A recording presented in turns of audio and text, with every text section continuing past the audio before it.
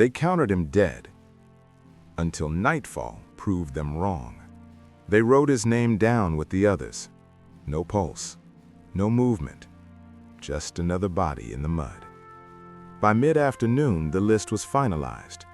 One more soldier officially declared dead. What they didn't know was that he was still breathing, barely. And when night fell, everything they believed about that battlefield would collapse. The attack began before sunrise. Fog clung low to the ground, thick enough to hide movement, thin enough to betray sound. Boots sank into wet soil. Rifles were held tight, fingers stiff from cold and tension. This part of the front wasn't supposed to see combat that day. Command believed the enemy had pulled back during the night. They were wrong. The first shot came from the tree line, then another, then dozens. Within seconds, the quiet field turned into chaos. Men dropped. Orders were lost in noise. Visibility collapsed. He was in the second wave. Not a leader, not a hero, just another rifle in the line. Until the explosion. The blast tore through the ground just meters away.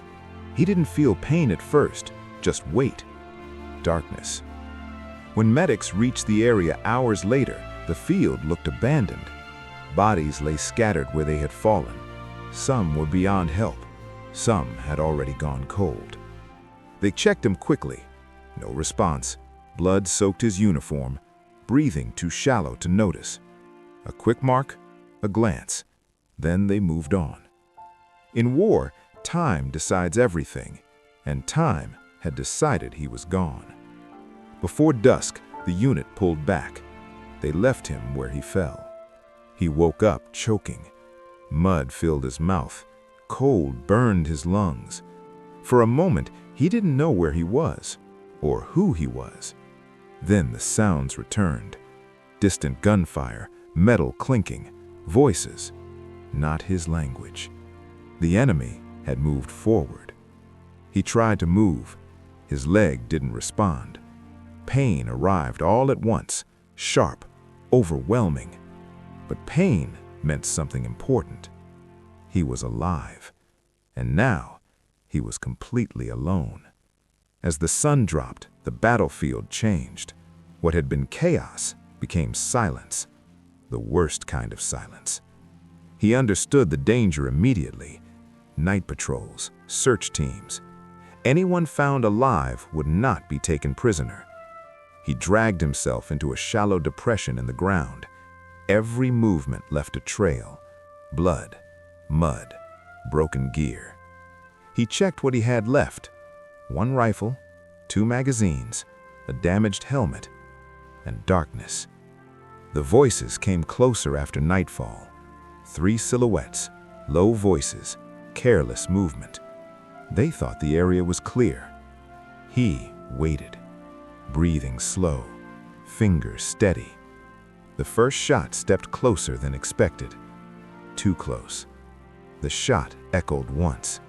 Then chaos. He didn't stay to watch. He crawled, and crawled, and crawled. Every second mattered now. By midnight, they knew something was wrong. Patrols stopped moving casually. Search patterns changed. They weren't hunting a unit anymore. They were hunting a survivor. He used what the battlefield gave him: shell craters, fallen trees, abandoned equipment. He never stayed in one place. One shot, then silence, then movement. To them, it felt impossible. A man declared dead, still fighting. Fear spreads faster than gunfire. Whispers moved through their ranks. Some said it was a trap. Others said a full unit was hiding nearby. No one believed it was one man. They doubled patrols, which only made things worse. More men meant more noise, more mistakes. And he was patient. Pain never left him. His leg burned with every movement. Blood loss made him dizzy, but stopping meant dying. He wasn't fighting to win. He was fighting to survive. Every decision became simple. Live until dawn. That was the mission now. When the sky finally began to lighten, the firing stopped. The enemy pulled back, leaving confusion behind, and bodies. Friendly forces advanced cautiously. They expected resistance. They did not expect movement, and they did not expect him. When they found him, he was barely conscious, still gripping his rifle. Later reports tried to explain the night. Casualties were counted, movements were traced. Nothing fully made sense. Officially, he had been dead for nearly 18 hours. Unofficially, he owned the night. War isn't won by weapons alone.